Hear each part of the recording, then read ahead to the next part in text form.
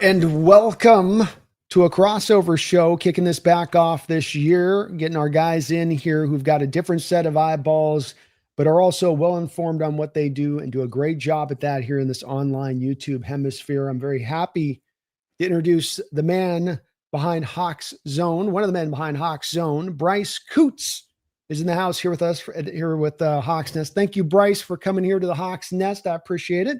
It's good to see you in the house. Thanks for having me, Brandon. I've been looking forward to this for the past couple of days. I'm excited to talk Hawks.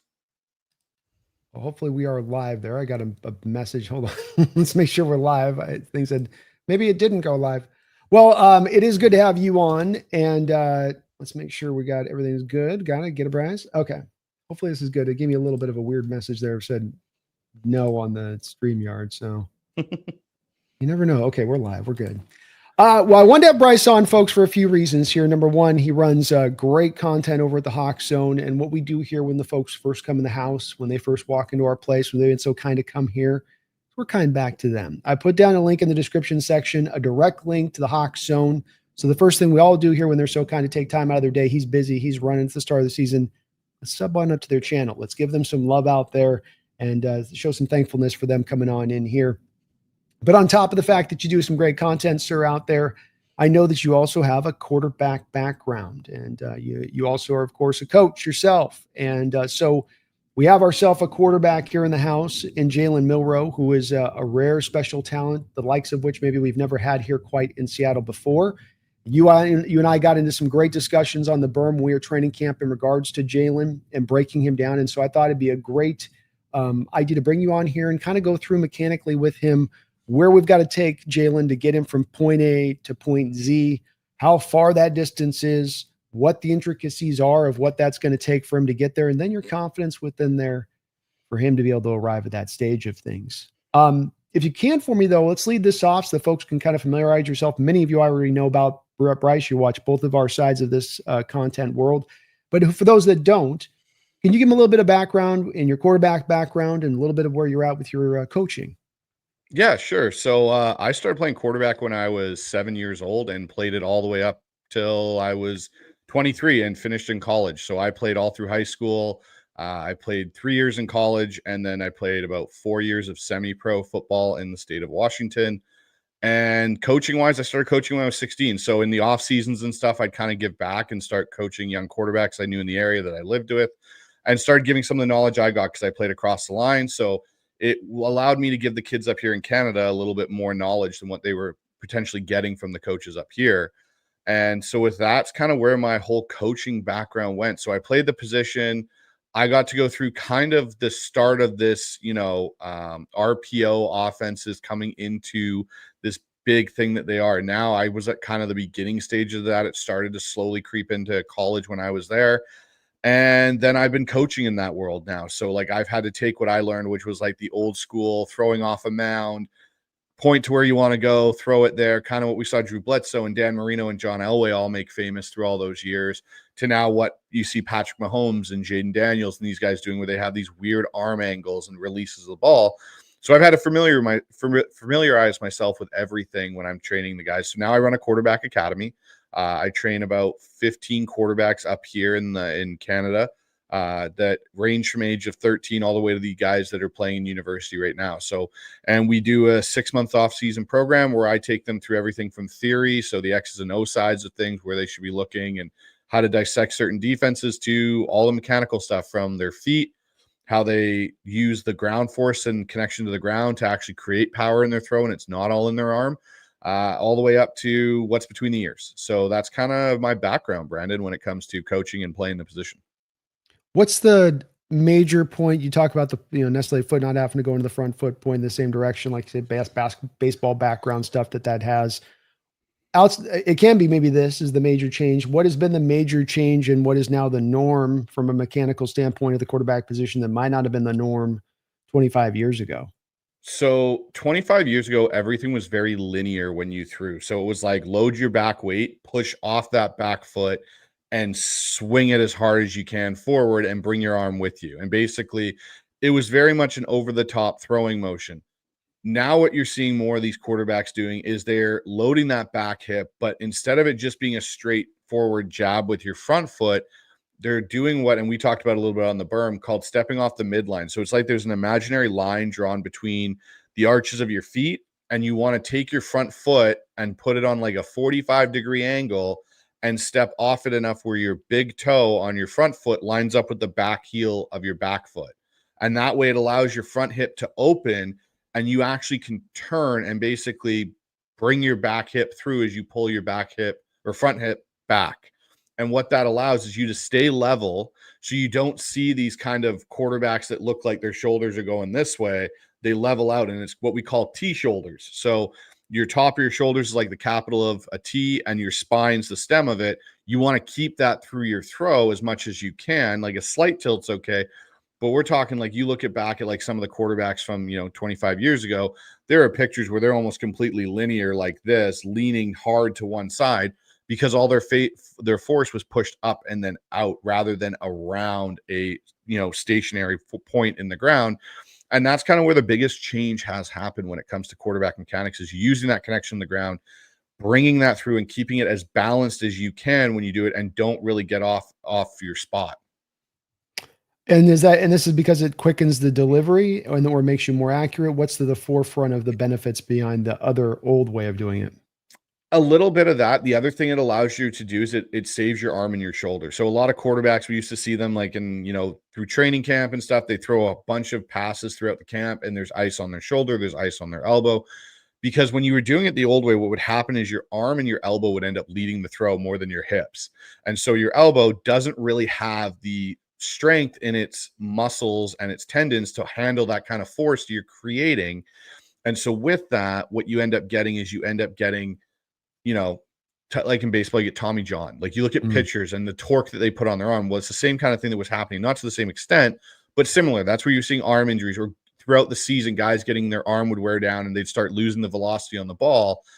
And a prime example in some respects is Peyton Manning. If you look at Peyton through his career, one of his biggest things when he came out was the arm strength concerns. And throughout his career, as he got older, the ball started to have less and less velocity, less and less zip on it, to the point that we saw in 2015 with Denver, where he basically would throw it 15 yards and it looked like it was going to fall out of the sky. And then you go and look at a guy like Tom Brady or Drew Brees, who even as they got older, were still able to throw with some of the best velocity in the NFL, especially Brady, even to those point of days in Tampa. He was still throwing the ball out there better than some of the young guys in the league. And a lot of it was due to Brady changed his mechanics after his knee surgery he had in New England when he had the knee injury. He went more to a rotational kind of throwing mechanic. And what I'll specify with this is you'll get a lot of people on Instagram and a lot of these coaches all over the place to say, oh, you can only be rotational, which is the new kind of way of doing it. You can't be linear. And you'll get other guys saying you got to be linear and you can't just be rotational. I'm a little bit of a hybrid. You need a little bit of linear force. Like when we were talking on the berm, when you take that front foot off that midline, it can't be pulling it back. It has to still go in the somewhat direction of your target, but it has to go on a 45-degree angle off of it. And that linear motion allows that back hip to now turn and clear as it comes through. And so the positives of it are you're allowing your hips, you're allowing your core to take on the burden of creating that force and harnessing that force. And now as your elbow is trailing your hip and your arm comes through as the last piece, all it becomes at that point is a transfer point of energy. And that's what you really want your arm to be. You want your arm to control where the ball finishes. And that's what its job is now, rather than a source of power in the throw. If you had a kid that was more naturally designed over the top to the old school approach, would you then lessen the amount of the hybridization you do and then lean into what they had there?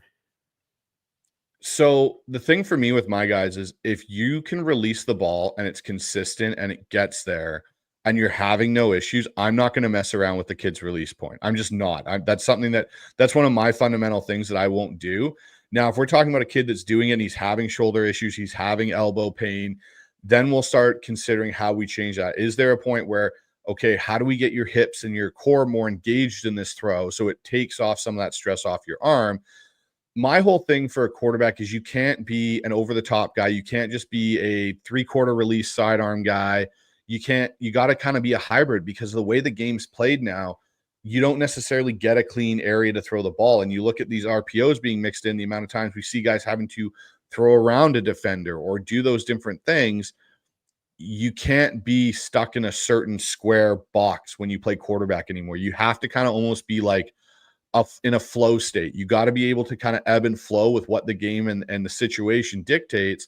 And if you're so rigid that you're stuck in a certain situation, you're ultimately going to fail, because the amount of times you'll get the perfect situation are next to none. It makes a lot of sense. It adds up a lot, and that's where a lot of football is going offensively, defensively. Is it's less about purified systems anymore, and about everybody's got a little bit of air raid in their offense, even the Shanahan folks, right? It's a little bit of this, all the funnels down even to players individually on what you're looking for in them and what they can do, on the field with it. So there is an interesting point you made within there, though, that I'd like to just touch on, because it's going to lend in well to our discussion here soon, which is, in general terms, to my answer, it was, I've got a guy, and there's more to it than that, of course, but the part I want to just is that I've got a guy and what he's naturally done by the time he arrives on my doorstep for me to help him. And rather than, you said, outside of injury, if he's throwing it, even if it looks wonky, if it looks like, give me a wild ass delivery. Who is somebody who had a wild ass delivery? Tim Tebow. It's a Tim Tebow, but it's like he's making it work. You have a hesitation inside you then, even though you want to drive for this hybridization of the throwing style, because you would seem to have, you'd be inferring a bit here, man, fighting up against a muscle memory that's been built in for 13 to 14 years of this kid throwing in the way he's throwing is a treacherous path to go down. And also what can make it hard to try to take somebody out of that place, be it for injury or that you just need to fix them mechanically. You see where I'm kind of going with this? Yeah, and so that's definitely a thing. Like when I've reworked a few quarterbacks that I've had the pleasure of working with over the years, but when I got them, they were 13. I had one guy that was in college at the time, and I had to rework him, but it took him 2 years of dedication to doing it every day to break that muscle memory, because up until that point when me and him connected, he had been throwing it a certain way for most of his life. So there's 3/4 of his life he's been doing it a certain way, and now all of a sudden he's being asked to change it. That's a hard thing to do. It's like trying to learn to write left-handed when you've written with your right hand your whole life. It's not an easy thing to do, and so you have to be dedicated, and it gets frustrating. And that's the one thing I tell all the guys when we're about to take that journey of, hey, we need to rework your mechanics, and they know it. And I tell them it's going to be an up and down battle. You're going to have some days where it dials in and it's great and you're feeling it and it works perfectly. And then there'll be a moment you'll step into a game-like situation, whether it be in practice or a game, and your old habits will creep in because your subconscious and your body memory will go not thinking about what you're doing, and it'll try and do it the way that's just naturally done it because it's comfortable and it's in a state of it can't really process that information to solely focus on your mechanics and making sure they're dialed in the correct way. And that's kind of, to a point when we talk about Milro, that's kind of where he's at right now. And what I've seen through the preseason with him is it is that up and down battle. We see some great days like we did on the berm. And then you see other moments where you're like, oh boy, it looks just like it was at Alabama, and it's really messy and it's not clean. And it's just, is it going to ever get fixed? Well, that's a good place to start. Where were you? Let's go before the draft. I'm 2 days before the draft and I'm checking in with Bryce. Where is he on Jalen Milroe as a prospect on that day? 2 days before the draft with Jalen Milroe, I was higher than maybe most on him because I saw the upside and if you could get things dialed in, what type of player you are getting. But when I look at a guy that would be able to step in and lead a franchise right away, I was not one of the people that was kind of banging the table for that. I'm like, this guy's a project. He's going to take more than 1 year to fix. Like I've said for the longest time since Seattle's drafted him that he was 2027 is the earliest point you could realistically start looking at him and competing for the starting job because of what you needed to fix with him. And it's not something that's going to snap your fingers and be done overnight, because it's just with the limited amount of reps he'll get in season, because you got to give him to Sam Darnold and Drew Lock. It's not going to be something he can do necessarily with the team. It's going to be stuff he does on his own time away from the facility or at the facility, but away from practice. And the time that he spends in the off seasons between now and 2027 that are going to make the biggest difference for him. And a guy that you could look to in some respects for that. And I know a lot of people will talk about, and we talked about it off air, Aaron Rodgers is the guy that changed his mechanic. He never really changed his mechanics. He dropped his carry point, and that's all that really changed with Aaron Rodgers. But he was a pure passer of the ball. So it's nothing in comparison to what Milroe is going to have to do. Milroe has to rework a lot of his lower body. His upper body delivery is fine. There's no issues there. There's no wasted motion. It's a nice up and out delivery. His lower body is where the biggest concerns are. Well, and it's definitely a variety of things, lower body too, right? It's not just a step here. It's also just the way it all just kind of can get like tangled up almost feeling. And you talk about kinetic energy and things coming from the lower half back to the top half. Before we do a breakdown on those mechanics a little bit deeper, let's do the fun part of this, because you talked about the upside you sort of fell in favor of as we're leading up to the draft. You know, a 0 is Josh Rosen. A 10's Andrew Luck, John Elway. Not talking about doing the whole put it all in the wash formula of how hard it is to get this guy there and this, that, this. I'm talking pure upside, brother. What's him with the percentage point, by the way? I don't want just to give me a nice boring 9. Like, give me a break. I want percentage points here. So on that scale of 0 to 10, where does he fall for that upside you think he can have inside him to get to? Ooh, upside to get to. I think so. I'll put it in this term and then I'll give you your percentage. I think Jalen Milroe can be a top 12 NFL quarterback dialed in. And that means when he's fully dialed in, that's what I think he can be. If I'm giving you a percentage, I'd say 85%. That's what I will give you as a percentage. That's where I kind of fall, being when, and again, that is everything ends up being dialed in. What do you get with a finished product if everything lines up? I'd say 85% in that kind of area out of 10. So like an 8.5 out of 10, 8.75 out of 10 is kind of where I see Jalen Milroe. And if it doesn't, I think you still get a average passing quarterback that can pass with elite athletic upside. So you get somewhere on the low end floor of a 6 potentially with his athletic ability.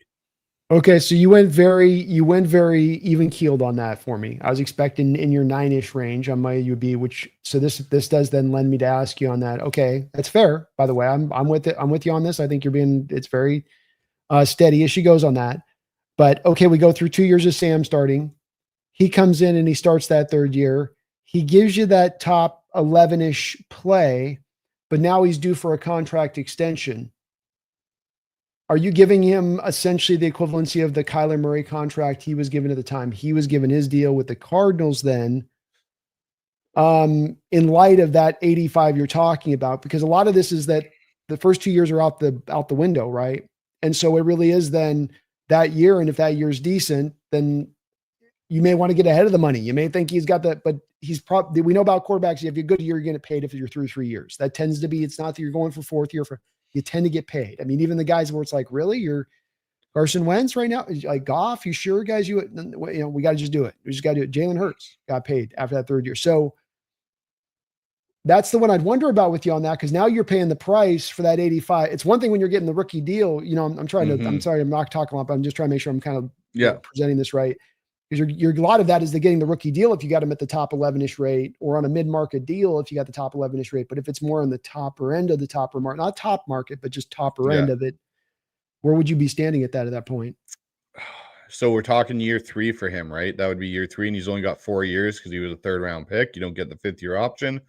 Well, no, I'm saying he'd get paid after 3 years because that's what happens. The thing, that's the downside about guys being in the outside the first round range. So for me to pay him, I would have to see him be in that top 12 statistical category where you're talking he is top 12 NFL quarterback that year that he does play, and he is pushing towards the end of that year into the top 10, top 8 area. And then I'd look at giving that extension. If we're talking a guy that's top 12 and not really getting any farther, like, yeah, it's great. And I get that. Everyone probably will say, oh, top 12, that's amazing, I'll take it.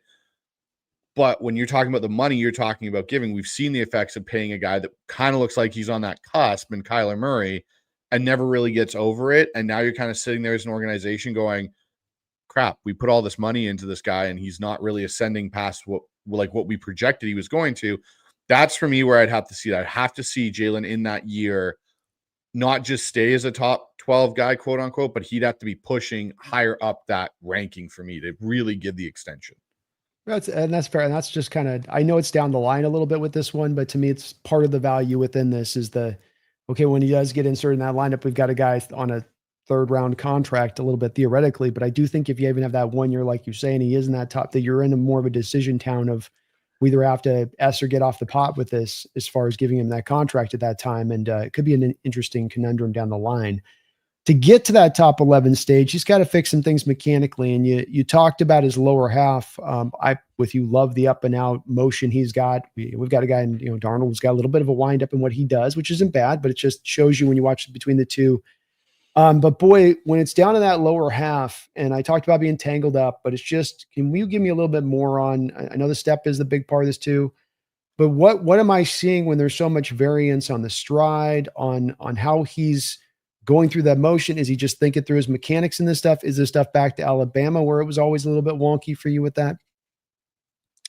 A big part of my, and this goes even to my quarterbacks that I work with, a big problem now for quarterbacks is, in a lot of respects, lazy offensive coaching, because everyone wants to play in shotgun. And so when quarterbacks are in shotgun, you don't move your feet as nearly as much as you did in the under center, Bill Walsh, Mike Shanahan kind of offenses, where you're doing boots, but you're also doing a 7-step drop with 2 hitches, or a 5-step drop, or a 3-step drop from under center. And that requires a lot of understanding how to get your feet, how to maintain balance as you drop, because at any given point, you need to be able to kind of pull up, set up, and throw. And so now in this world where kids are playing in shotgun starting at the age of like 7 years old now, which I didn't even have the luxury of. I didn't play in shotgun until I was 18 in my grade 12, or 17 in my grade 12 year. They don't have the basic fundamentals of understanding how to move their feet properly in the pocket and around, because they're used to catching a ball, taking 1 step, maybe faking it to a running back, and then throwing it really quickly to somebody. And you also don't get the progressional part of it. And so as much as we're talking feet and mechanics, big part of that goes with that is what your eyes see, and tying your feet and your eyes together. And so for a kid like Jalen, or a young man like Jalen, part of his issue is he's never really had to do that. He's been faster than most guys on the field, so he could run around and get outside of things. And especially in the pocket, everything was pretty much a 1 or 2 read for him and throw the ball. Now, when we're talking about, with his mechanics, his lower half, that we talked about the stride step, but it's about maintaining your balance in that process. You have to be able to load about 65 to 70% of your body weight into your right butt cheek and right hip area. And you've got to be able to turn on the big part of your big ball of your big toe to get that hip to come through. And that ankle has to twist violently, but in control, to get that hip to start activating to come through the throw. And while you're doing this, your upper half has to stay close to the target. And what I mean by that is, you don't want your upper half to start turning as you're turning your hip. You almost want to go the opposite way. And so the analogy I use with my QBs is, it's like opening a pickle jar. You twist the lid one way and you hold the lower half the other way, or vice versa. You hold the lid and twist the bottom. They're going opposite directions. And that's what you want to do as a quarterback. You want to have your upper half still be going kind of backwards away from the target and staying close as your lower half starts going towards the target. And that's where you create that torque and that kinetic energy we were talking about. And that's how it gets transferred properly. So when we're talking about Jalen in the pocket, a big thing with him is his feet don't settle. And they're starting to, but they don't. He's very much a kind of bounce quarterback to an extent. Again, the shotgun thing. Once you learn to be able to drop from under center, and you watch Drew and Sam do it in the preseason so far, when they get to the top of a 5-step drop, both of them are so nicely balanced that they can rip the ball when they get there. Jalen, on the other hand, you watch him, he kind of bounces and he hitches, and then the ball comes out because he's so used to just standing there taking 1 step and throwing. It's nice and easy for him that way. Yeah, and that opening up thing is another thing he does within that, where you see him opening up too much. The feet don't talk already a little bit to the upper half, but then especially when he's trying to get a little bit of a jump on his throw and he thinks he's got to get it in there a little faster, here it comes flying open, the door like a window that you didn't set shut against the wind, and it just, there's a couple of things that go wrong kind of on them. It isn't just one thing, is kind of what you would say, right? This is a couple different little things that are somewhat interconnected at times. Sometimes they're a little bit disparate as far as their effect on his throwing motion, but these are the things he has to hone in. Yeah, they are. And the thing that I'll say is, from where he was at Alabama to where he is now is night and day. He has made a gigantic leap in starting to get those fundamentals and get them dialed in. And that's where the fact that his arm motion and his delivery isn't a problem makes it so much easier, because you're able to really focus and hone in on an area that is very key to the quarterback position. And it's something that is a lot easier to fix and manage than a really wonky delivery. Like when we think of wonky deliveries, you talked about Tim Tebow earlier and his massive windmill. They tried and tried for years to fix that. It wasn't going to be something that was going to be very easy to fix because it's just they didn't have the time to really do it the way that they wanted to, and the reps weren't there for it. The other part is you look at Phillip Rivers. Phillip Rivers had one of the most unorthodox deliveries in football, but to my point earlier, he could get the ball there. He could fit it in the windows. He was one of the best passers of his era, and it was a weird delivery. He almost shot put it and pushed the ball down the field. But the key was he was still using his lower half to create that torque and that kinetic energy into the ball and through his body. And so that's where with Jalen, if we can get his footwork dialed in and get him to understand how to use it and sequence it correctly, that'll make the biggest difference for Jalen Milroe. Yeah, it makes a lot of sense. And I think with Tebow, he was one of those guys a little bit cut from the Darnold cloth, more extreme with the windup. And a lot of those guys, a lot of the basis of their arm strength coming up out of high school and college, you want to see if you agree on this, is coming from the place of that's where my power is. And if you ask me to shorten that down now, and I got to come right up to that ear, and then it's got to come out. I may have a strong lower half, but my body's just going, I've got nothing here. I'm shooting blanks right now. Basically, that's how I feel. And is that not kind of a bit of those cases where it's hard on those? He has that. This is the good part to Jalen, where it's now it's there and it comes out with explosiveness. Even right now with the lower half, a little wonky. The big key thing is understanding the sequence of hip to body, upper half being in the opposite way, and that disassociation between your upper and lower half.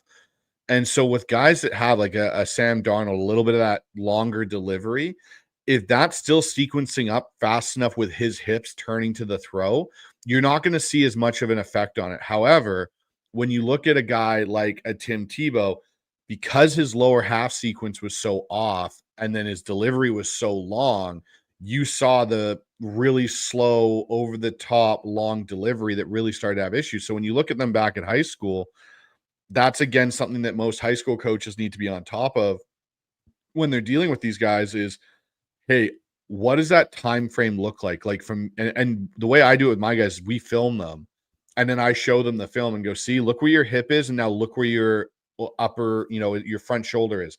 Is it leaning open? Is it already pulling open? And so then we have certain drills we'll do where I'll take resistance bands and I'll hold their left arm across their chest and hold it back while they turn their lower half so they can get the feeling of that torque and that representation of that force being there. And as we do that, then we slowly incorporate the ball back into the throw. But the problem you get is a lot of the time high school coaches and that are worried about wins. They're not worried about necessarily the development of the player. And so these kids, because they're so talented, get through without being properly developed. And then now when they get to the level that they're at now at the professional level or late in their college career, they're trying to rework things that they should have learned 5-10 years ago to dial in. And now at the professional level or the high college level, you're just tweaking small things like, hey, take 6 inches off of this hitch, or take 6 inches off of your stride step, instead of you need to take a stride step or you need to actually properly hitch here because you're just stuck in the ground or you're bouncing. That's where the small little details like that and the coaching development is missed in a lot of ways now with quarterbacks. Yeah, which is odd because these kids are coming out more talented than ever, but the coaches seem to be getting at times more lazy than ever. And because they've got the spread to go off of and bubble screens and just all this kind of manner of stuff. So we're both in acknowledgement and agreement, I think, in pretty fundamentally hard lines. So on this, that though he has taken steps forward, that this is going to take time with Jalen and that we need to give him time, and that means this is not a rush or it's only a matter of time before he overtakes Darnold. But with that said, Bryce, we know that the team is going to be looking to get some utilization of him this year. And so understanding you want to keep him out of the things that you talked about that could be problematic, are there things that you can do in the designs of this offense to get the advantage of the strengths while then getting him away from the limitations of his current play? I think so. And one of the biggest things for me, we talked about it when we were in Seattle, is I think you can use him to a very similar form that the Carolina Panthers used Cam Newton early on in his career with the reduced tight end packages and the single receiver with the 2 running backs.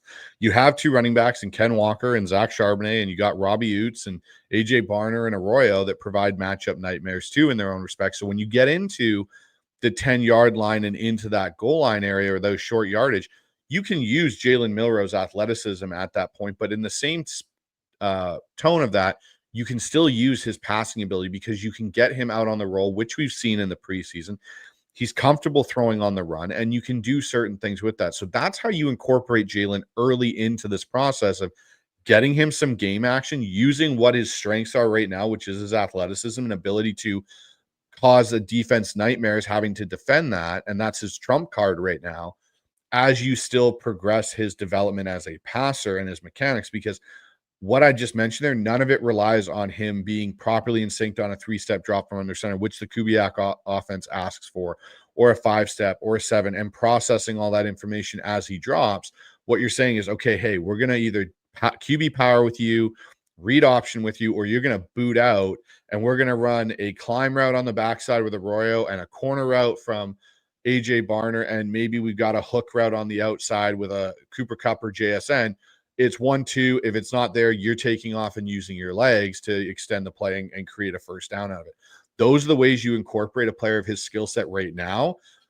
At the same time, it still allows him to develop to an extent as a passer because he'll get more comfortable, and you can start throughout the season maybe adding a little bit more spice to what you do in those sub packages. Seems like, to your point on this too, he seems at his best mechanically when he is rolling to his right and making the throws on his run. It almost forces him to lock in a way that if you have him stagnant in the pocket, it's not the same thing for whatever reason. Guys are kind of weird like that sometimes though, huh?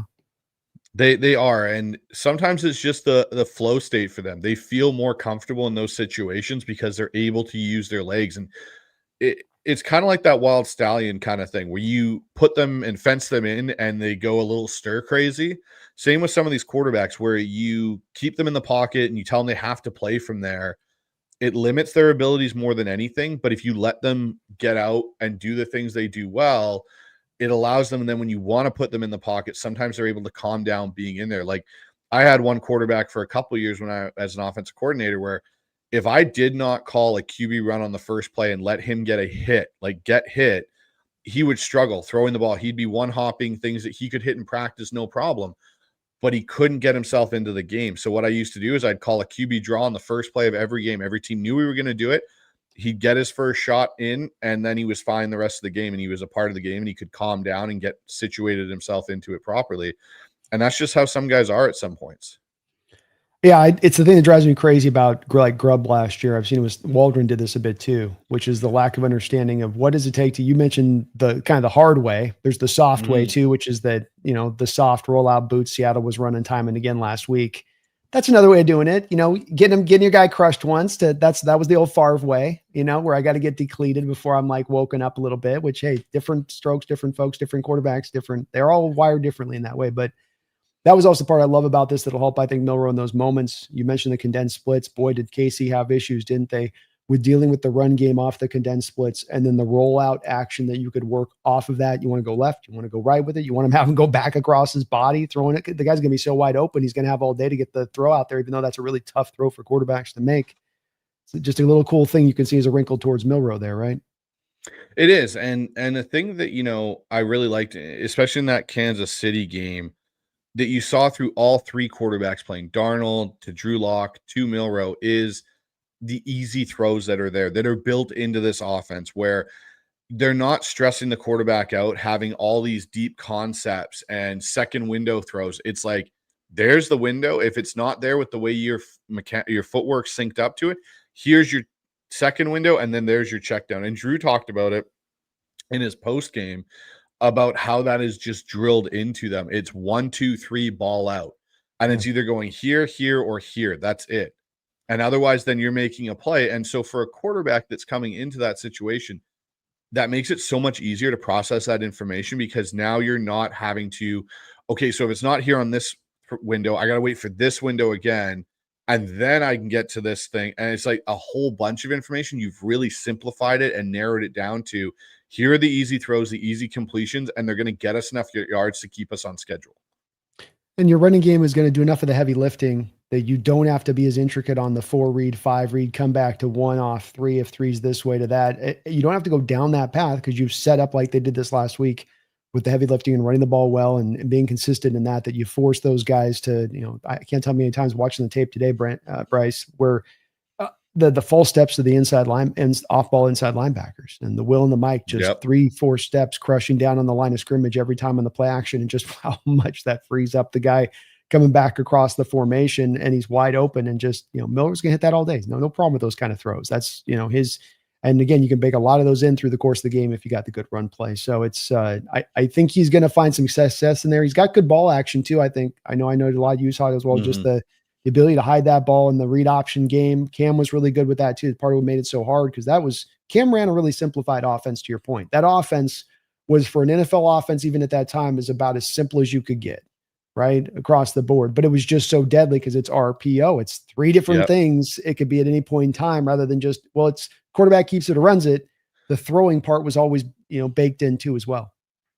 It was, and that's why I think with Jalen, that's something you can do early with him. He's comfortable enough. He's done a lot of that type of stuff with, Kalen DeBoer and more specifically Nick Saban. The interesting thing when you go back and watch Milro's college tape is you really have to watch it in 2 mindsets, because when you look at what Nick Saban did with him, it was more NFL pro style type things he was asking Jalen to do, and they had a running game that they relied on a lot more than what they did when Kalen DeBoer got there. Kalen DeBoer has a certain style of offense. We saw that at Washington with Ryan Grubb and what they like to do and how they like to pass to set up everything. That's not Jalen's strength. Jalen's strength was what Nick Saban had him do, and where he was in the talk of Heisman that year in 2023.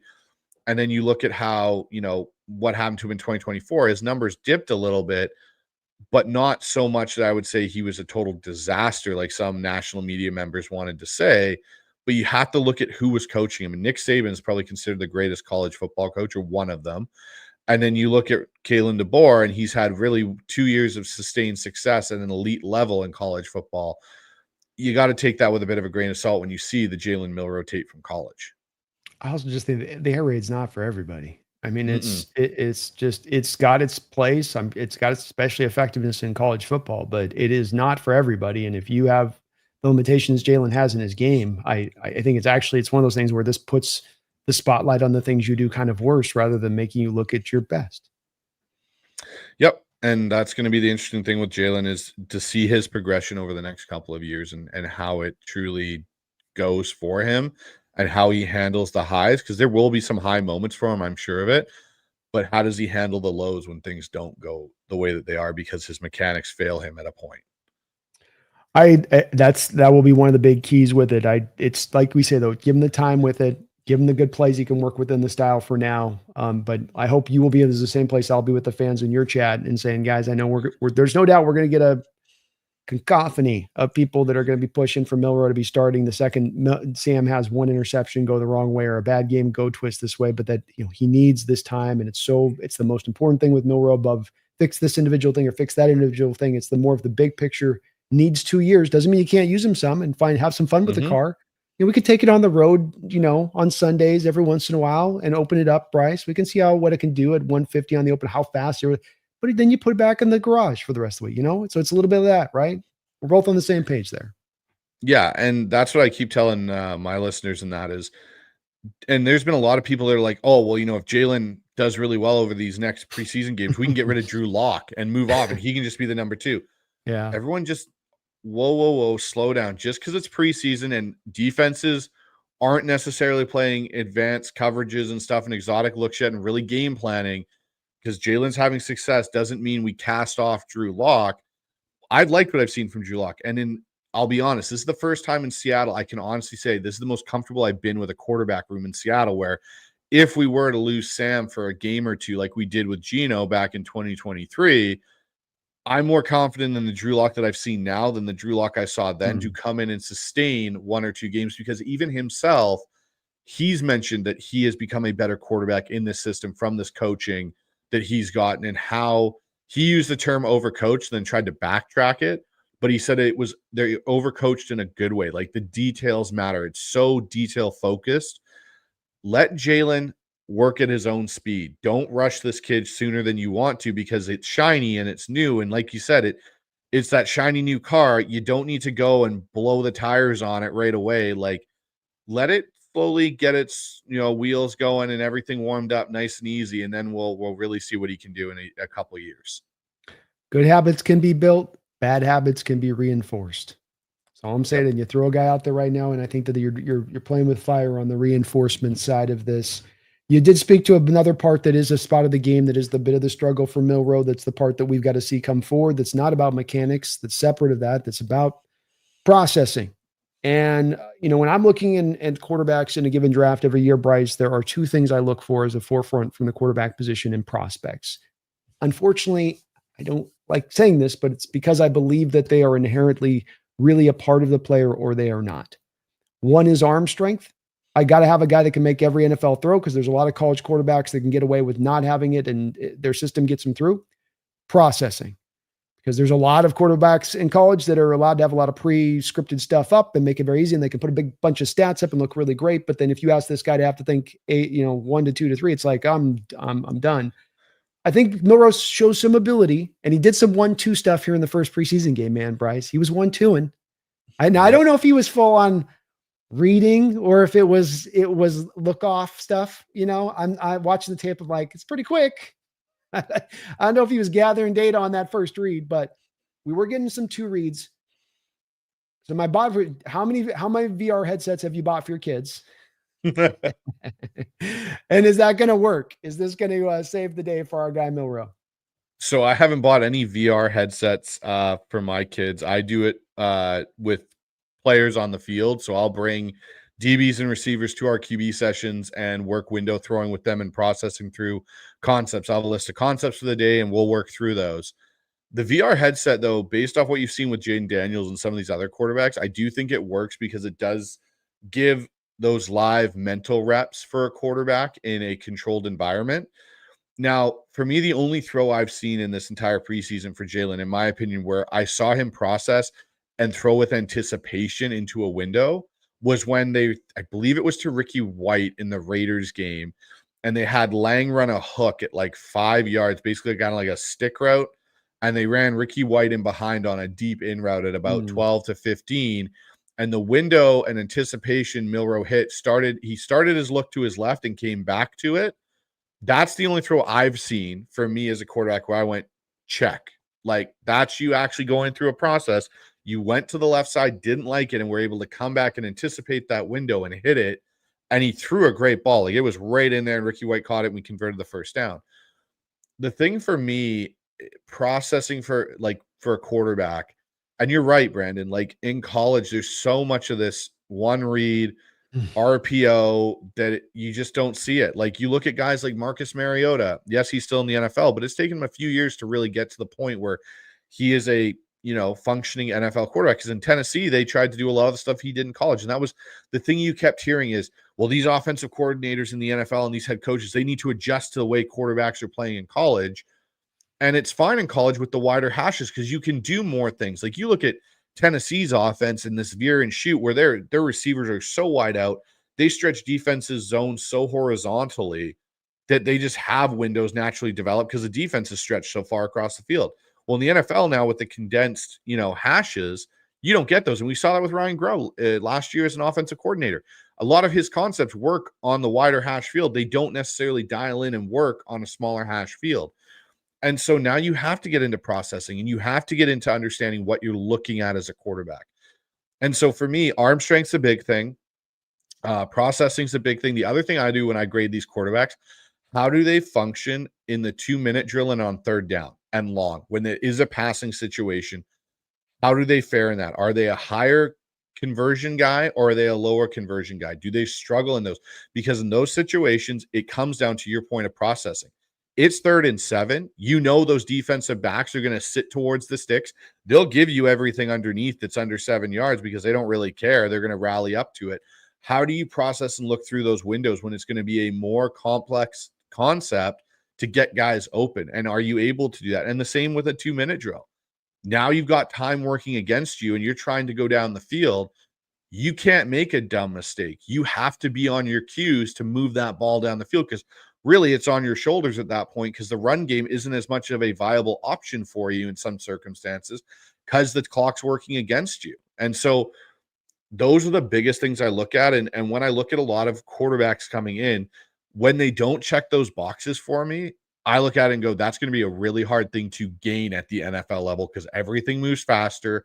All those windows are tinier. It's going to be way more difficult for you to get up to speed at that point. And can I add one more thing on top of that? That you have seen a few success stories in light of that. Yes. So that brings us, before we get to more, some quick hitters I want to hit you up on. I want this on this kind of final thing with the Milro packaging. So you put together for us where he's at mechanically. You put together for us the 85, where you see him potentially getting to it at your highest upside, by the way. Now let's get to confidence. Now, this Milro pick can find value if you don't get him to 85. You'll be using him for a package point that'll get, he'll find effectiveness within that. We've got success. Cordell Stewart. There's been a couple of places where guys have made it work as a kind of a split situation in how it goes. But when it comes to success stories in the past, with the predicaments that he has at play, other quarterbacks that you can think of in NFL history in your time of watching, how many success stories do you have of guys that you can fit to walking this path, this tough journey through these woods? Ooh, that's a really good one. And to be honest, there's only one that really comes to the forefront for me, of a guy that came into the league with some serious, mechanical issues that needed to be fixed to complete him as a passer, but gave you some upside as an athlete. And that really is Josh Allen. Josh Allen, coming out of Wyoming, had a windmill delivery. His back leg would come flying off the ground. Like, he looked like a pitcher throwing a baseball, essentially, if you go back and watch some of his Wyoming tape. And he didn't have a very high completion percentage in college. And you saw when he came into the league in Buffalo, he was a 50% completion guy. Like, he was struggling to get to 60% those first, 3 years in the league. The biggest thing Josh did, though, was in those off seasons, he found a QB coach in Jordan Palmer, who's probably the best in the business, in my opinion, down there right now. And he found another specialist in body motion, like how your body moves, the kinetic energy and the sequencing of everything. And he worked tirelessly through the off seasons. And it took him 3 years to really get to a point where we started to see the Josh Allen we see now. And when you look at Josh now and the way he throws to when he first suited up for the Buffalo Bills, you wouldn't think they're the same player. They're so night and day, because his delivery point, his arm action, everything now is following with his hips. And one of the best videos to honestly watch, Brandon, on this stuff, and to hear it talked at an even more complex level, it's an NFL Films video that came out, I think it was about 6 months ago. Jason Garrett goes around and he talks to a bunch of the elite historical NFL passers. We're talking Drew Brees, Troy Aikman, guys that could spin a football and threw it so beautifully. And Josh Allen's one of the guys. And he asks Josh how it all changed, because Troy Aikman makes a comment and he goes, I've never seen a quarterback fix their mechanics and their completion percentage go up until I saw Josh Allen. And Josh talks about how hard it was to do it. He's like, I could throw a football really good in high school, but I never got coached on the fundamentals. And then I get to the pro game and I was struggling. Like, he's like, I had arm pain. I couldn't make certain throws into certain windows because I had such a long delivery. And he's like, and then I went and found Jordan Palmer and these other specialists to work with me. And he's like, it took a lot for me to rewire how I threw a football. But now that I do, he's like, I can go and spin it as fast and as hard as I want and do all these different things that I could never do before. So that's probably the only guy I've ever seen, and I've done some serious research on it, that I've ever seen come in with such a bad delivery and change it all in a 3-year period and have success. And I'm not saying Jalen Milroe is going to be Josh Allen, but that's about the only guy I've seen it. So it's not a common thing to be able to come in and change it unless you're going to work at it. And that's the key point, is some guys don't work at it the same way. From what we've heard about Jalen Milroe, the kid's got an amazing work ethic. So I think it's within his grasp. I don't know if he'll turn into Josh Allen, but he may turn into a very competent and good NFL passer. Maybe not great, but good. I think he's working with Palmer too, is he not? He is working with Jordan Palmer now, yes. Oh, there you go. I mean, he's also seemingly, and that's the thing that's given me encouragement is that as it comes to a bottom line, I'm not out on Milro or just it's those low chances you talk about that's hard to gamble on that you feel with a strong amount of confidence. But then the overriding factor, like you say, is that we like to think these guys are all hard workers coming in, that's no doubt they're professionals, they're millions of dollars at play. Yeah, they're going to work hard. I think a lot of these guys, NIL, especially with that money kicking in, you may not be getting everybody as hungry across the board. And there might be quite a big amount of variance. And by everything that we're hearing from Milro, with his background, with his work ethic, working with the right guys like Paul Morin on this, if there's a guy that can do it, it's a guy that has this kind of work ethic to get there because that's what it takes to get there. Exactly. And that's gonna be the real story is what do we see? The biggest thing I think for everyone to look at is what do you see at the end of this preseason from Jalen Milroe as a passer? And then what does he look like stepping into OTAs and training camp next year? And how much can you notice a difference in the way he delivers the ball, the way he moves, the way he sets up? You should be able to take two of them and put them side by side and see a difference. And if you don't really see a difference, then you'll kind of know how hard is he really working and how much has he really started to dive into this.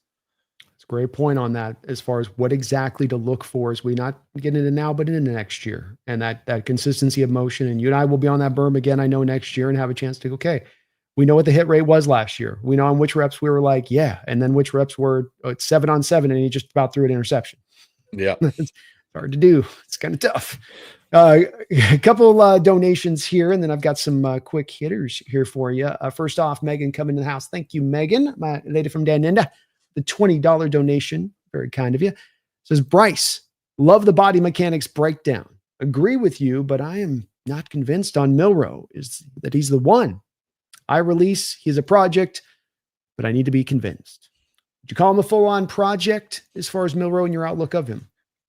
I would say right now he is a project. Yes. I would say that's where he's at. He's a third string quarterback with a athletic upside, but not a complete quarterback breakdown on him per se. He doesn't possess a lot of the things you look for a guy to be a regular contributing quarterback. He is a guy right now that throws a really nice deep ball and can move around. He's not a guy that can do the entire package per se. So yes, I would agree. He is a project. I do think though, it could go from being project to NFL starter in a few seasons.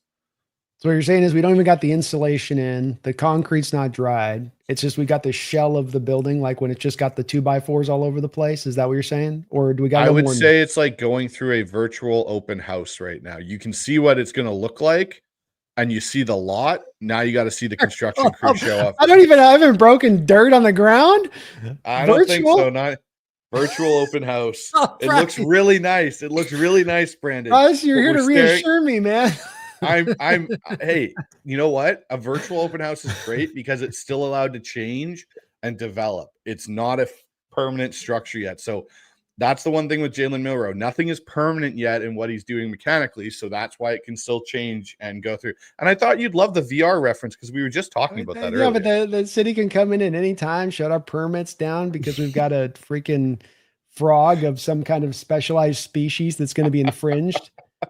I can see where this goes wrong a variety of different ways. From VR, I was hoping you were going to give me like, no, we've got a fountain installed and we put the lighting in and we've got a driveway. There, I'll give you a driveway. Virtual on me. All right.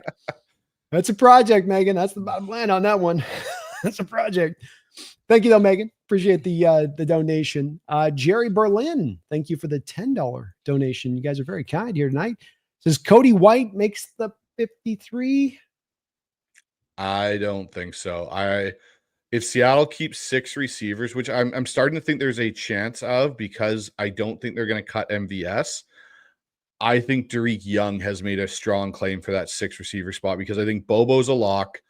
We know Torrey Horton's going to make this team. We know Cooper Kupp and JSN. So there's 4 right there. MVS, the amount that they have played and then pulled him out rather quickly tells me that I think he's in their plans. And the way Clint Kubiak talked about him at the press conference, I don't think they're cutting MVS.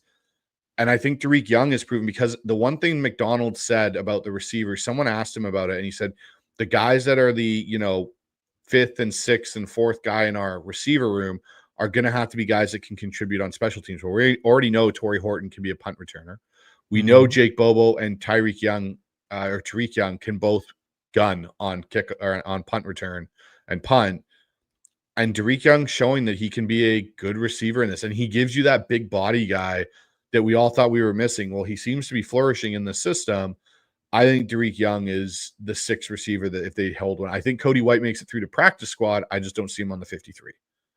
Yeah, likewise. He also had a little bit of a tough game against the Raiders. Not that that's going to be the end, but he didn't do anything really in the game too either. And training camp when we were there, I don't remember him popping much when we were there either. He's had some good moments. Don't get me wrong. Rams game last year, he was able to show out. But I do think Tariq Young, you mentioned the special teams quotient of it. That's the thing with MVS. I wonder with this too, is that you're going to keep 5. MVS has got to basically play special teams in the way that it sort of breaks out at that point. Does he really want to do that at this point in time in his career? Is he capable of doing that at this point in time in his career? That may also be a thing that ends up forcing him to get cut, where the team's like, they're getting a good look at Tariq just to make sure, no, we like what we got here. And him and Bobo can do so many things inside, outside, the blocking, the special teams aspect. It's just so much value to add versus MVS that can be an inside, outside guy that's got some speed. I wonder on that, but you're right. They have talked about him like he is part of it. But the bottom line is Cody White will not make this roster. Tariq Young's ascent has neutralized that in full, and probably just hasn't quite flashed enough. Agreed. Bryce, Dogzilla asks with a $2 donation, and thank you for that. Dogzilla says, have you tried the VR? What's good? Yes, I actually have tried the VR. I did do it. It's good. Just make sure you stay in the middle of the room. Don't start walking towards things, because that can be a small problem when you go to throw the slant and smash your hand into the wall.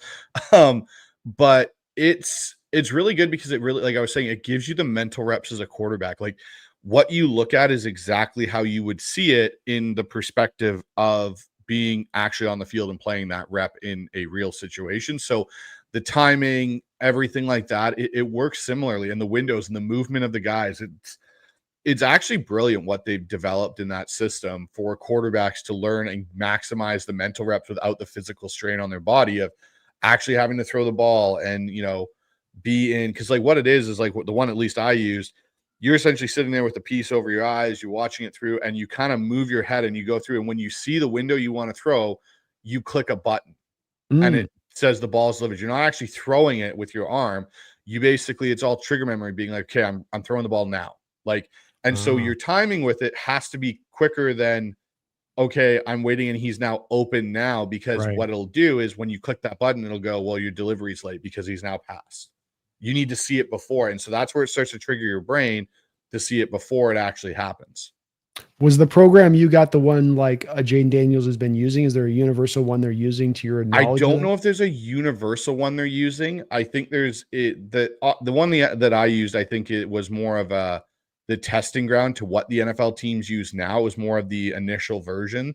And I think the NFL teams have much more dialed it, because like, from what I understand with it, you can install your playbook into it. So you're installing your playbook, and then you're installing your game plan for the team that you're going to be playing and what their tendencies are. So what are the coverages going to look like? You can set it up to, hey, we're going to go through all of our third down plays.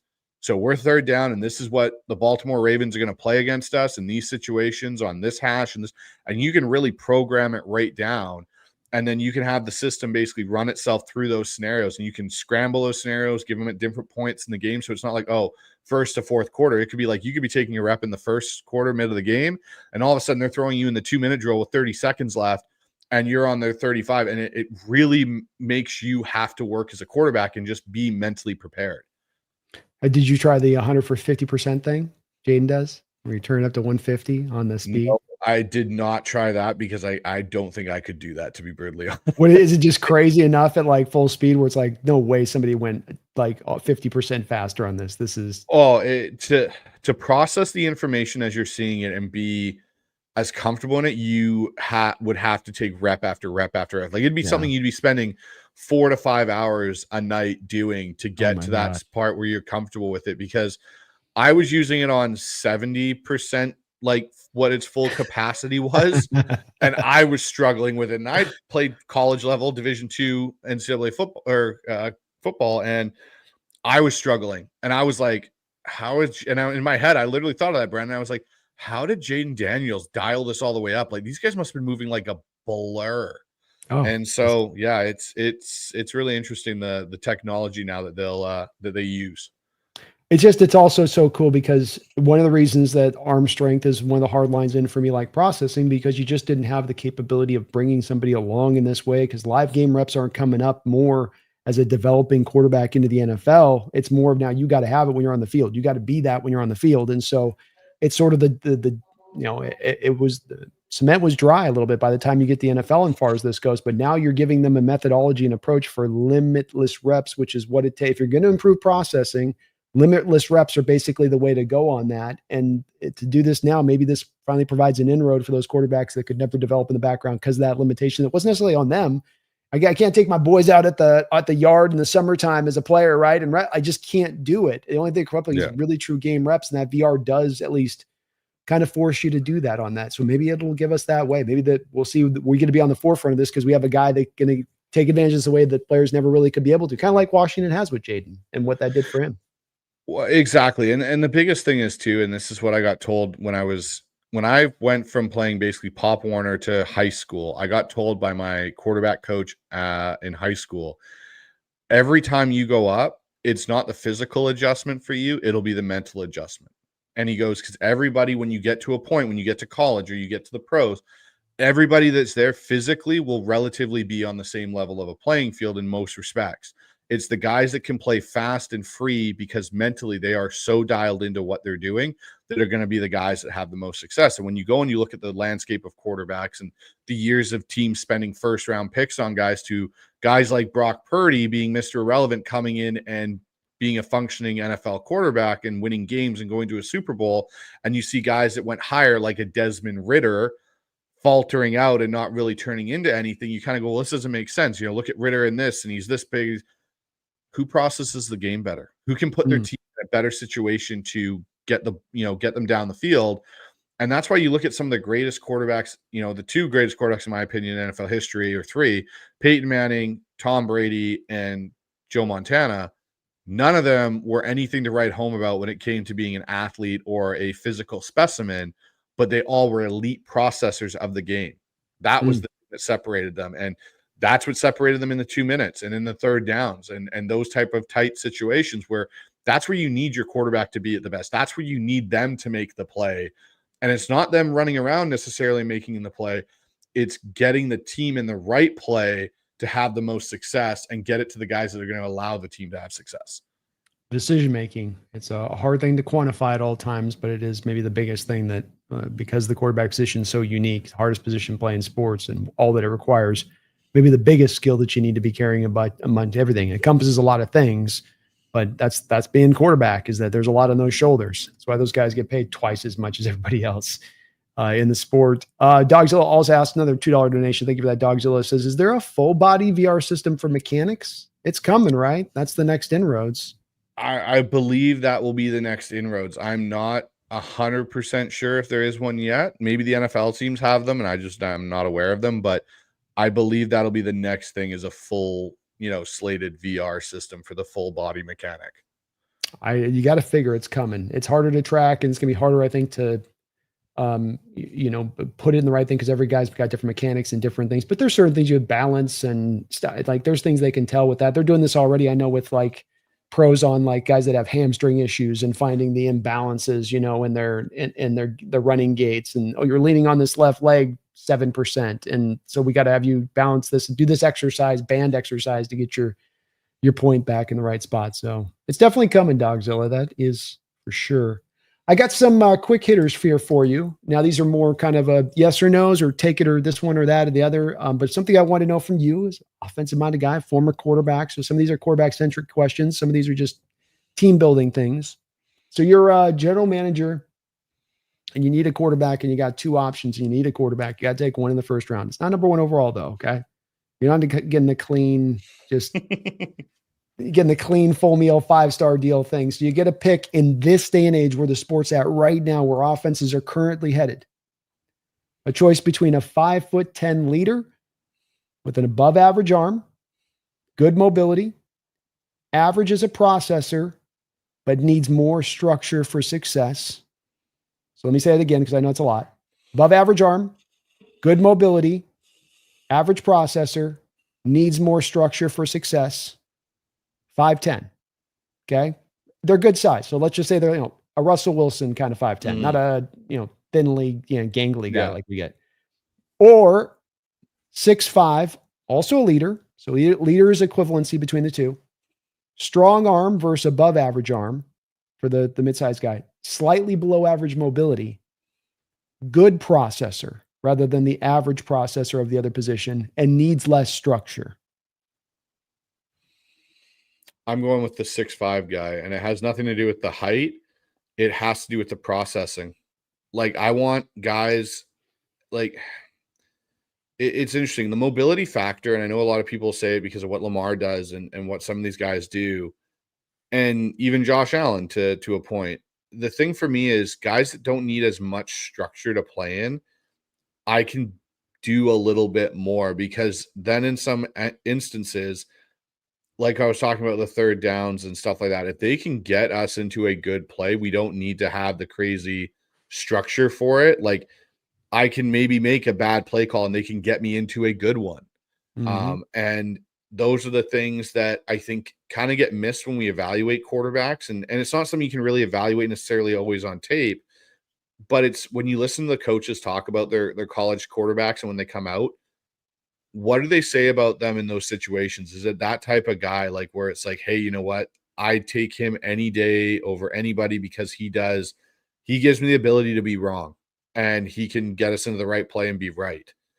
And that's the thing where I look for in my quarterbacks is I want guys that are able to do those things. And the arm strength thing, that's another thing for me. Like above average to an elite arm, I can do more with that elite arm in some aspects than I can do with an above average arm and just play design and stuff.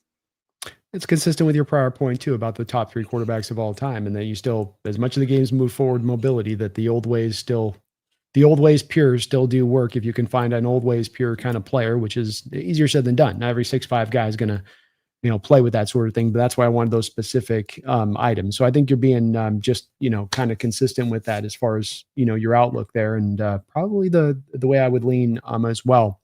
A couple other ones here. Cornerback, do you do a corner route, or are you a streak fan, a 9 route?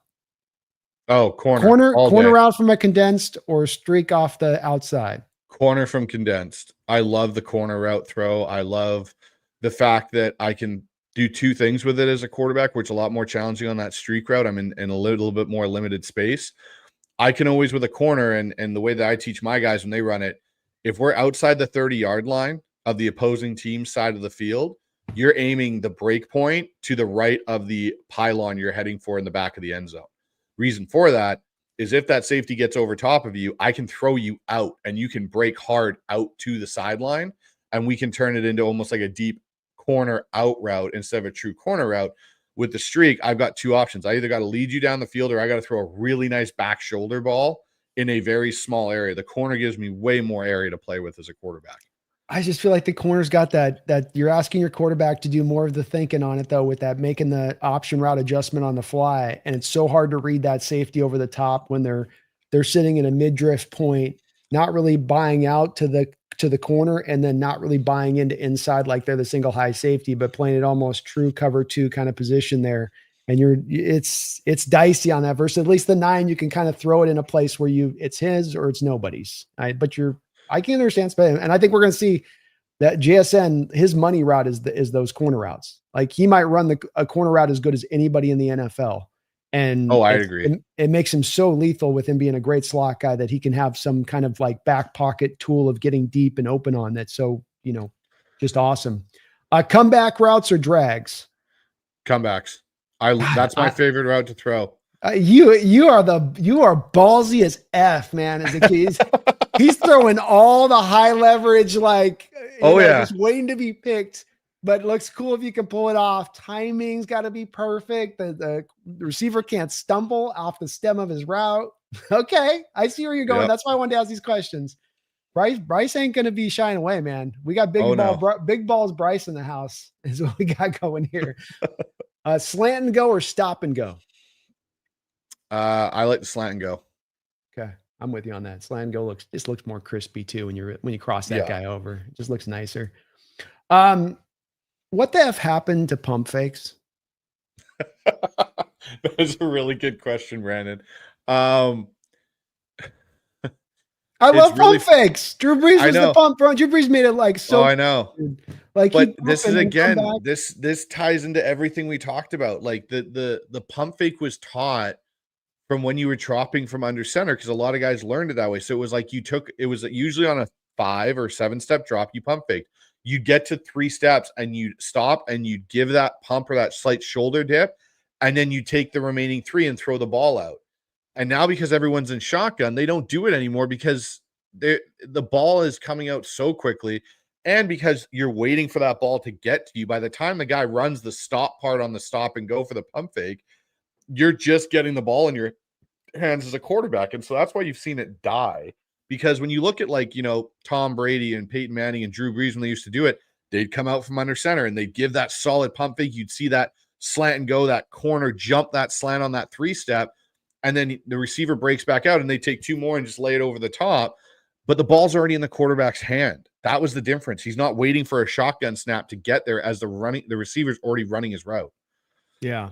I just think that too, this is a place where if I'm a Kubiak guy running under center stuff or Shanahan system running center stuff, I would start to try to re-embrace this back if I'm running that, because what's going to happen with these cover 2 shell defenses and the prevention for the deep stuff when they're just trying to take away the deep throws is you're going to get these defenders jumpier on the shorter stuff, especially when they're getting hit with it play after play after play after play. And they're going to like eventually like, F it. I'm jumping this. I'm jumping the dig. I'm going to hop in on this thing and do it. And last year, remember, we did the one with DK. I think we did one in the Miami game where we just hit him and crushed him on it with the safety over the top and little stick nod route with Arroyo, where he goes little stick nod and starts it out and then guts it up. Like he's going to outrun whatever safety. He's not going to flip their hips and get back or linebacker. I would be on that. I'd run that like at least once a game if I was Kubiak, especially with the cover 2 and that they don't run the linebacker like they did with the cover 2 old Tampa Bay's days where it'd be the middle linebacker, be up the middle between the seams. The seams are more vulnerable now than ever because when they run the cover 2, they're running it pure cover 2 away from the seams a lot of times. And so that still remains the vulnerable spot without that middle linebacker there like there used to be. The one play that I love to run with my quarterbacks is essentially it comes out of having a tight end and 2 receivers to the one side. So it's a trips look essentially, and your tight end runs basically like an arrow flat route. Your slot's running that stick route at about 5 yards, and he's basically either sitting or sliding inside. And my outside receiver is running basically an outside release fade. And what I love about it is I put the corner in such a bind. So if I have my quarterbacks drop and they look at that slot, you can still see the corner in behind. But if you have your eyes locked there and that corner squeezes that stick route, you can lay that ball and pump fake it and just lay it in over the top to that receiver running that 9 route down the sideline in that window before the safety rolls over top. And I call it a hole shot throw. Yeah. And it's like you can create a deep throw for a receiver that doesn't necessarily have blazing speed to do it because of the misdirection of the play itself. So like Seahawks are missing some speed maybe at times on the outside of the receiver court at times here with some of the linemen with Cup and maybe JSN. Well, maybe you can navigate that by having these kind of routes that are sort of, secondary. Right now, you're starting a team up with the current place things are at. You've got to begin with your quarterback. You got 2 to pick from. I give you the option of Jaden Daniels or CJ Stroud. Who do you take? Oh, I'm probably going with Jaden Daniels. I think he's a better processor right now of the game. Not saying CJ Stroud's a bad processor, but what Jaden was able to do as a rookie, and it's not the athletic ability of him being able to run that I'm taking. The windows he was hitting in some of those games and the throws he was making are above what I saw CJ do as a rookie in a lot of ways. And then you obviously add now that component of what Jaden can do running. It makes it that much more of a threat. If I'm getting the same level of processing or a bit more and arm talent as I get with CJ Stroud, but I'm getting more of the athlete and I'm incorporating that, that's my now like trump card on top. Like, okay, cool. My quarterback can beat you with his arm and beat you with his brain. And then if there's that one time that you get in the right defense and you really take away my concept, now he can get out and make something happen with his legs. I'm taking Jaden Daniels. And no worries about maybe a little bit of the frailty that might exist there with Jaden. I think he'll hold up fine with it.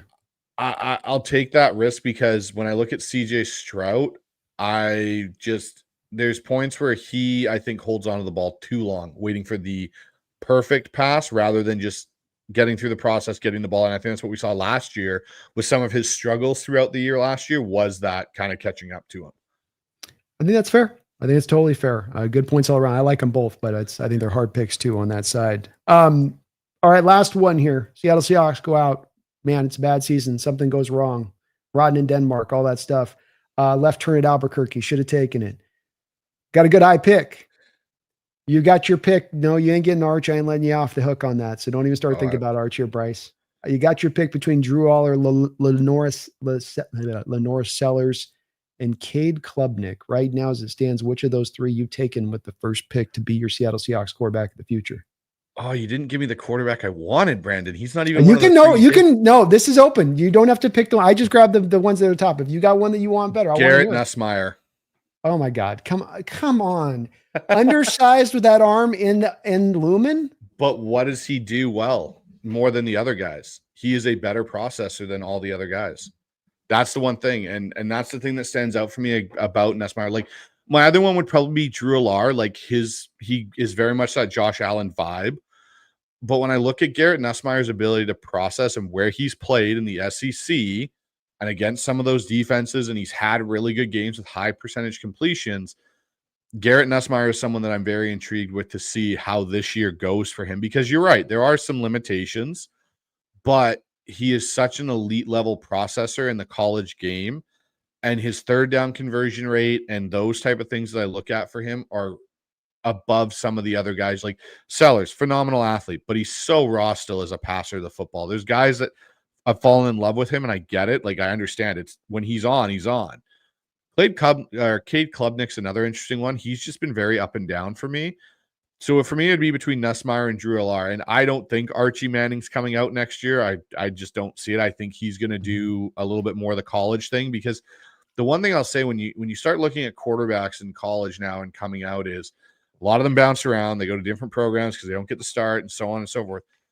I like to see how many starts a guy has coming out of college, because the least number of starts, I feel like, he may be a talent, but he's going to have a harder learning curve in some areas because he just doesn't have the game experience yet. Where if I get a guy that's got a lot more game experience, then I'm going to get a guy that maybe has come further along through that processing and is able to process the game a little bit quicker than the guy that hasn't seen as many things yet.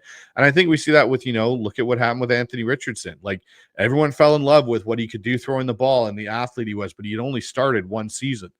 Then you come to the NFL and it's like the injury he even took in the game versus Baltimore and Indianapolis. You see the line sliding a certain way. Get the ball to your running back. Like, it's right there. And why are you sliding protection to a nickel when the safety's way back in the middle of the field? You know that guy's not coming on the blitz because there'd be a huge hole in the coverage that doesn't make any sense. Throw it the slot. Throw it the slot. Exactly. If he blitzes. He's wide. Exactly. He's uncovered at that point. That's exactly. And that's one-on-one stuff.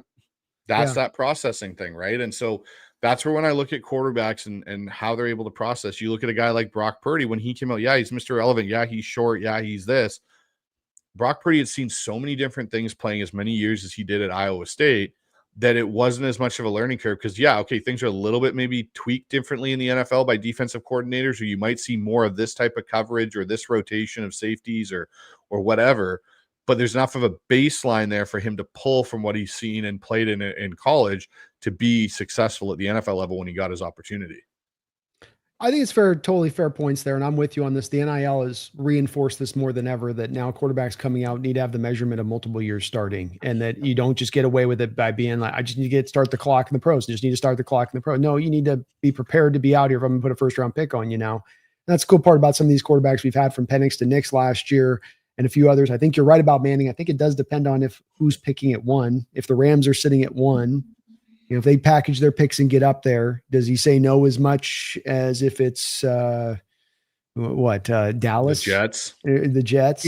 Yeah, he's probably going back if it's the Jets, but I think that does make a bit of a difference, in this situation. I'm not anti-Nussmeier, by the way. He's not a bad player. My worry with him is he's been topped out-initis guy. He's a bit some of a former coach, been to all the details to get right, all the mechanical stuff to get right. Arms, it's all right. It's not great. Mobility's all right. It's not size is all right. It's not great. And so I go, when we go about drafting a guy in the first round, I want that little bit of that upside there. He's going to be a pro. He's going to be able to play in the NFL. Don't get me wrong there, Bryce. But we come to that. I'm drafting that guy like top 10-ish kind of range of things or top 7. I do want a little bit of the physical gifts there that I can lean back upon more than processing. That's a big part. Don't get me wrong. But then, I always said arm strength. So I'm being consistent on that part, at least a little bit too. Good points, though. No one was like crapping on your point there. I completely get it. I like him. I do. With Russ. It's just my worry in watching him. I'm like, do I like that arm? I love the delivery. I love weight processes. I love I can go through multiple reads, but I worry that the arm's going to be a limiting. But I think it's going to be for Brock. Once you take Brock away from all those plethora of skill makers he's got every which way but loose, it's like I think you start to see him now trying to fit things into windows he can't fit. And now you get a bit of the downside of Brock a bit when he doesn't have those guys. Hawks Coots, thanks for the $7 donation. Hawks Coots says, how do you feel about our 12 with Jason and Cooper? I think he means the 12 personnel. I would assume that's what he means. Yeah, 12 personnel. Or would you prefer JSN and Horton? Great show, guys. I'm good with Cooper, with Cup and JSN. The thing about Horton, and I think Horton still has some areas to develop as an every down receiver, is Cooper Cup with a condensed split, JSN with a condensed split, the jet motions they run, the understanding of where to sit in zones. And that's a big component of this offense. We heard Bobo talk about it, especially the play action game. Like, we run things to a certain level at 10 yards over and over again, and then we do different things often. It makes it hard for a defense.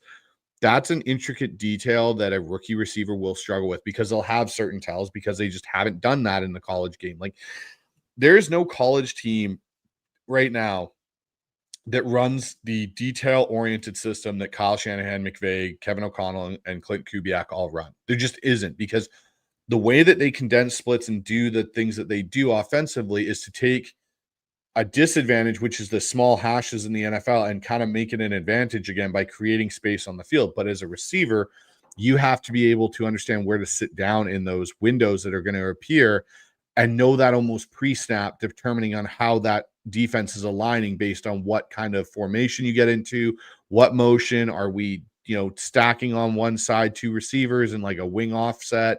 How are we doing different things? What is the defense going to do to adjust? And I think Horton's going to get better throughout the year, but I think Cooper Cup and JSN are going to be your 1-2 punch out there for most times. Now, if you're going to take a shot play, you'll see Torrey Horton out there, maybe with JSN or Cooper Cup. It doesn't matter who. I think you'll see Horton more involved in the offense in 11 personnel, because I think Seattle will use some 11 personnel, and that's probably where you'll see Torrey Horton. Maybe he plays the boundary X in those situations, and you can get him on some one-on-one shot plays and post corner routes and stuff like that with a condensed split. Yeah, good points all around here from Bryce on Hawks Coots. I think it comes down to just all the things he spoke about. Those condensed splits are the ones we probably hadn't talked about as much about this offseason, but you're really feeling from the preseason how much this is going to be a common component of the offense. It's going to be in a lot of ways just the way they regularly come up and line up. And then what that does as far as those ways that now that kind of mitigates if you're not having pure burners out there on the outside of the receiver position. And can you work around that now with the option routes and with some of we're hammering you over and over with this certain route. You get used to that. You jump. That's like the slant and go kind of concept, but applied in a more generalized area than just a particular route, and more of conceptually what you're trying to do at times and some of what you're running from the route concepts. So there's a lot there that you can build within this scheme to get deep. And look, he did last year with the Saints. And look, he had Rashid Shaheed is a faster burner guy than what we probably have on the roster right now. But he was doing with Marquez Valdez-Scantling too in there. So he was also getting his looks in there. And the nice part about Kubiak is that he actually has, unlike even I think Shanahan, he works some of the deep stuff more than I think even Kyle does. Yeah, he does. And I think that comes from when his dad was the OC with Mike in Denver. Gary understood what he had in Ed McCaffrey and Rod Smith at receiver and would take those built-in deep shots a little bit more because he was the offensive coordinator and Mike was the head coach. Mike's always kind of, and the Shanahans have always been very much run. And I think the Kubiaks are too, but the passing concepts that Gary even produced when he was in Houston, when he had Andre Johnson and stuff, they had some deeper flair to them than what you saw even out of Mike when he went to Washington and was there with Kyle, and what you've seen with Kyle. The only time you've really seen Kyle have a truly developed passing game that was deep was when he was in Atlanta, because he had Julio Jones and Matt Ryan. Yeah, I agree 100% there. It's that Andre Johnson, you're going to try to get him. You want him going deep and working it down there. And it kind of comes just back to that old baseline of the old offense where it's like, I can pull a safety, I can pull those guys up around the line of scrimmage, and I can have a single safety over the top, and I get one-on-one, and that safety can't cover the whole center field. He's not Earl Thomas back there. I can get my guy isolated one-on-one. I mean, there was a game, I don't know if you remember back in the day, where Schaub threw for, what was it, 455 against us with in the Kubiak scheme when he played us one game, where you're like, Yep. 455. Like, so yeah, they will be willing to attack a little bit more on the deeper side. And that's just part of the fun of this offense, is it's so varied and it can hit you in so many ways. It is Shanahan, but it's also its own thing. And it makes me excited for this upcoming season and what they're going to do offensively, especially when they run like this last preseason. And I was like watching a bit of a work of art. I know we're not trying to overstate it. I'm not trying to say this means that let's just make it for what it is. It was just a fun thing to watch in the preseason, a well-run offense. You and I appreciate it. You and I both can recognize we've watched some horror shows here in the recent years on the offensive side of the ball, as far as just execution goes, right? As far as like, get your head out of your butt. Like, if you were a coach, you'd be over there dog cussing them out. Just like, this is rudimentary BS. You know, what are you thinking about here? What are you doing here? What are your indicators here? Where's the details? Right. Yep. But it was there this last week. It's been there in the preseason. It's so cool to see. Yeah, it's really cool to see. And the thing that I like about this offense, and I've loved this offense since I started in football, because the thing I first started watching was the 49ers with Bill Walsh, old VHS tapes and stuff, is it all looks the same, but then there's so many small differences that it makes it so different in its own right. And play design, like you look at the orbit motion throw off the play action to JSN that they threw, which is something we haven't seen. And you look at, the play to Robbie Oots, where it looks like it's going to be a split zone give to Charbonnet, and Oots looks like he's coming in, then he reverses back out and there's no one there. But because you can run the football, you can do those things. And play action is, in my opinion, the best way for a quarterback. And I loved it, to throw the ball. I'd rather play action than I would take a shotgun snap and drop back and try and throw a concept, because that slight hesitation, those slight check steps by linebackers and that to step up and be like, is it a run, gives me way more windows to throw into in behind them. And it almost, in some respects, makes me have to be less accurate because of how bigger those windows will be at that point than if I'm dropping straight back and they know it's a pass and they can just get right to their spots. I can't agree more, man. I'm a big in favor of it. Back in the day, Mike Holmgren didn't like, Matt would be pushing him all the time to run shotgun. He's like, I don't want to do it. I don't want to do it. People will be like, well, shotgun. It's like, I don't want to do it, because you did not want to lose those advantages that you talk about that are inherent when you're running versus under center versus being in shotgun. And it's good that it's coming back, and it's all in where it should be now, with 12 personnel running at all-time high and running games coming back into flavor. It's the perfect time to run this kind of offense.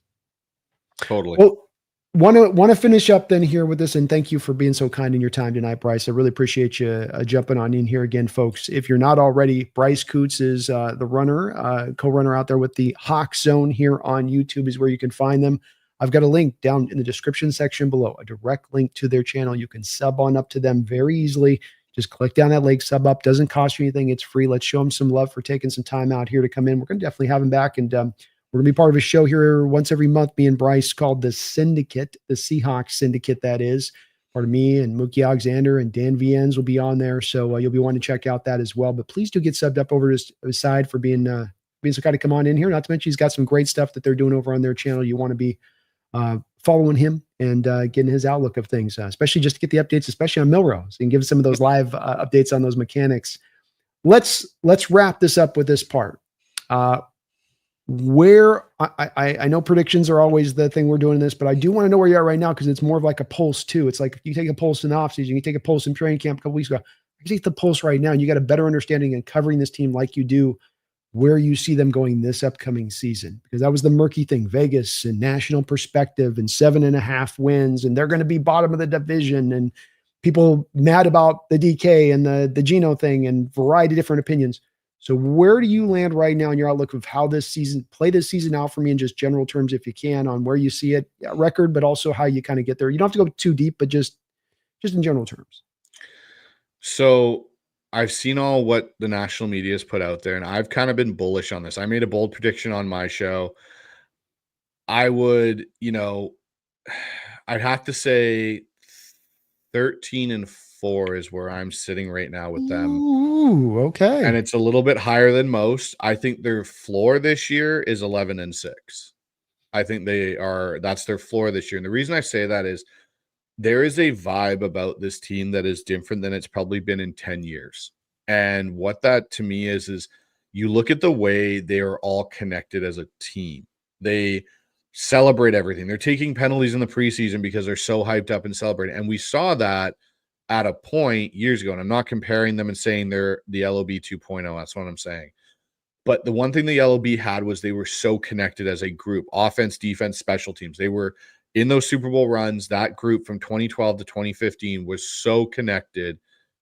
This team seems like they're tapping into that connection. And if this offense, and I don't expect it to be what we saw in Kansas City every week, but if they can be a top 15 NFL offense, which I think is very reasonable with running the ball and not putting the game in Sam Darnold's hands every week to win, there may be moments you have to call on it. Sure. I expect Sam to be able to answer in those moments. I see this defense being a top 5 unit, and you see the way that they're playing in a preseason game, and Julian loves diving in on a 4th and 1 to pull the guy back, which is not something a lot of veteran guys do in the preseason. It's like, oh yeah, I'll make that play in the regular season. I'm not making it now. Yeah. That to me gives me confidence that this team is more focused. Like even Reek Woolen, his answers in press conferences are different than they've been in the past. He's more focused on what his objective of it's a contract year. I get it. But I think he's heard enough of is Reek going to be here? Is he not going to be here? Do they trade him? I just look at it and I go, there's so many things going in the right direction. And you look at the rest of the division. The Cardinals are the Cardinals, and they're always kind of this hit or miss team. The 49ers are dealing with injuries galore right now. It seems like every week we're seeing a new 49ers players on going to the PUP or the IR or something. And I'm still waiting for the ticker to come across saying Matthew Stafford's having back surgery because I think he's in serious trouble down there in LA. I think they're in serious trouble if it's a Jimmy Garoppolo, Stenson Bennett-led team. Doesn't matter. You have Puka Nacua and Devontae Adams. It's about the guy pulling the trigger and getting the ball to them. And McVay can only scheme up so much to protect him, a.k.a. the Johnny Wolford days there they had with Jared Goff for a few games when we saw them in the playoffs in 2020. I'm bullish on this team because I think they're building things the right way. And you've got guys in here that love football, and that's what they're focused on. You're not hearing about drama. You're not hearing about a bunch of other stuff going on in the camp this year. It's all they can talk about is how much better they're getting and how much more dialed in. And you listen to the Mike Robb and Marshawn show and Richard Sherman, you listen to the way Mike McDonald's even talking, he's more comfortable. He's more in tune with how he wants his message delivered to these guys. I'm saying I think this team could be 13-4 and win 2 playoff games this year. I'm not saying they're going to the Super Bowl, but I think they could be 13-4 and win 2 playoff games is my ceiling for this team. Is there any way to win the Super Bowl? Is it everything would have to break absolutely perfectly in their favor? I think everything would have to break perfectly in their favor. And I think my game that I have circled outside of week 1 against the 49ers is the matchup versus the Tampa Bay Buccaneers, because I think outside the Philadelphia Eagles, that Tampa Bay Buccaneers team is going to be one of the top teams in the NFC this year. And I think that is going to be a very interesting matchup to see where we fit in that hierarchy, because I still think the Eagles are 1. The NFC North to me is a miss, like just a pile of whatever you want to call it right now. The Bears are the Bears. Detroit Lions, I think, are going to take a step back. I still think they're going to be good, but I don't think they'll be the power they were with the coaches they've lost. It's going to really take a toll on them. Green Bay, I feel like they're hot and cold. They could be really good. They could be really bad. It all is flavor of the day for them. And Minnesota, I think there's too much pressure on JJ McCarthy to come in and be successful. And I think he's going to show maybe some of because theoretically it's a rookie year for him. He didn't play last year. And you look at the rest of the NFC, the NFC South, I don't really see anybody outside of the Buccaneers, like the Falcons everyone's talking about. But Carolina and New Orleans, I still think are a few years away from being really contenders in there. And the NFC East is basically the Eagles. I think the Giants are in trouble. Washington's going to be another team to watch out for, but I wonder if they have a bit of a hiccup a little bit coming off of how high they were last year with some of the aging talent they have. And I don't see Dallas as a threat. So when I look at it, I really look at the Eagles and the Buccaneers, to me, are the 2 top teams in the NFC. And we get to play the Buccaneers, and we get to play Washington too, but we get to play the Buccaneers early to see where we kind of stand up in that discussion of the conference itself. Yeah, I see myself very similar all the way down the line on that. It's a division that's theirs for your taking, especially with the way you can see some shakiness on the top teams that were theoretically the guys on paper at the top. Start this off, Rams and 49ers, and then it's an easier schedule just flat out. We've got an easier schedule that we've had in probably 5 or 6, 7 years with all the batters that you said about things coming together, which is true. Full participation at OTAs, Bryce. How rare is that? Every single man shows up. And I think they are taking that ownership on, and that is that final step to become a contender, in my opinion. And it's the thing you can't track is that are the guys in the building taking ultimate responsibility? Are they just doing their job, coming in, checking out? Or are they like, no, we want to be great? Because you want to be great, you need to have no more than 1 or 2 guys that recognize that there needs to be uniformity throughout the locker room to get that stage. And they're seemingly getting closer and closer to that if they're not already there right now. It's cool to see. It is. Well, I want to thank you, man, for hanging on in here for an hour and a half with me. I really appreciate you coming on in. Look forward to doing these Seahawks Syndicate shows and, of course, doing our yearly training camp experiences. We got that set up now, so we can hopefully get that locked in on into the future. Again, folks, please do go over to Bryce's YouTube page there, HawksZone, link in the description section. Go over there and get subbed on up over there. We're going to have you back on here during the year. See if that 13-win prediction thing is going to take flow. I've got us at 11, but I'll take 13, and I can certainly see it. Everything you said is absolutely on point and absolutely possible and not pie in the sky in the respect of it takes everything being in alignment like an eclipse for this to happen. It's just a couple things work in our favor. This thing goes, that thing goes, and boy, we're cooking with gas at that point. So I've been trying to tell people we ain't falsely gassing people up. This is a team that is in that place and heading in that right direction. We would tell you otherwise if they weren't. Bryce believes it. I believe it. You need to now start believing it. Bryce, we'll have you back on here again, man. Thank you for coming on into the house here and taking. Hope your wife isn't too mad at me for pulling away for too long. I'm here to watch the show. Oh man, no, she's all good. She's out doing her own thing. So Brandon, I appreciate you having me on, man, and I'll come back anytime. Thank you. All right, we'll give her my best too, my man. I appreciate you, and thanks for doing this. And I know I pulled you for a while, but that's what I do here. And so you just got that's house inspection if you're coming in. I'll be back here soon with you guys in another day or two here with another live stream show. But until next time, I thank you for watching. Hit that like button if you get a chance. Get subbed up over to the HawksZone channel. But beyond all that, don't you ever forget. Got to let them know, Bryce. Got to let them know. Go Hawks. Go Hawks.